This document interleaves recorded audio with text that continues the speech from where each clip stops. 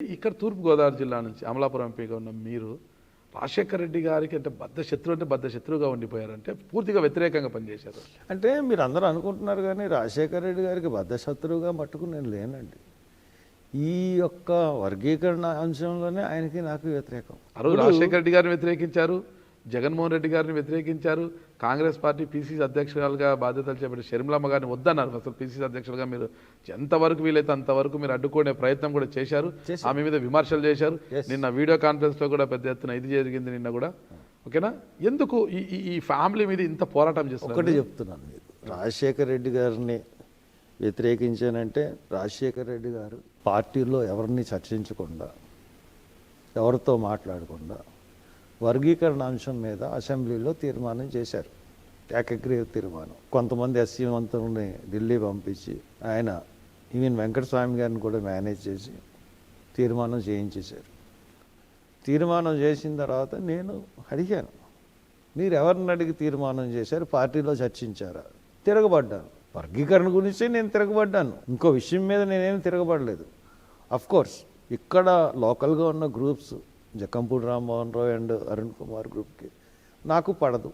వాళ్ళకి వ్యతిరేకంగానే నేను మేయర్ టికెట్ తెచ్చుకున్నాను. రాజశేఖర రెడ్డి గారికి వ్యతిరేకంగా, అరుణ్ కుమార్ జక్కంపూడికి వ్యతిరేకంగా నేను మేయర్ టికెట్ తెచ్చుకున్నాను 2002లో. 2004లో కూడా ఎట్టి పరిస్థితుల్లో నాకు ఎంపీ టికెట్ ఇవ్వకూడదని రాజశేఖర రెడ్డి గారు వర్గం అనుకుంది, రాజశేఖర రెడ్డి గారు అనుకున్నారు. అయినా నేను టికెట్ సంపాదించుకున్నాను. నన్ను ఓడించాలని చూశారు, ఆయన నెగ్గాను.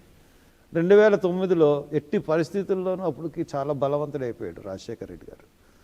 కాబట్టి వర్గీకరణ వ్యతిరేకంగా పెద్ద సమస్య వచ్చింది.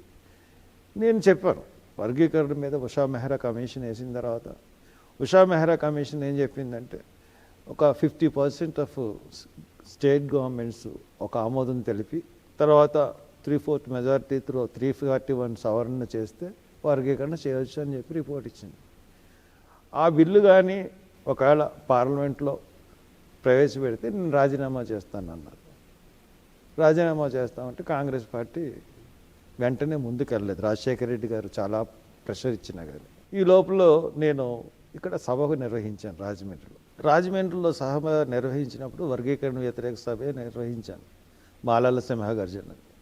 దానికి లక్షలాదిగా ప్రజలు వచ్చారు. లక్షలాదిగా ప్రజలు వచ్చినప్పుడు ఆ సభకి ఒక్క దళిత ఎమ్మెల్యే కానీ, దళిత ఎంపీ కానీ, ఒక దళిత మినిస్టర్ కానీ, ఒక దళిత సెంట్రల్ మినిస్టర్ కానీ రాలేదు. నేను ఒక్కడే. ప్రకాశం జిల్లా నుంచి దారా సాంబయ్య గారు అన్న ఆయన వచ్చారు ఎమ్మెల్యే.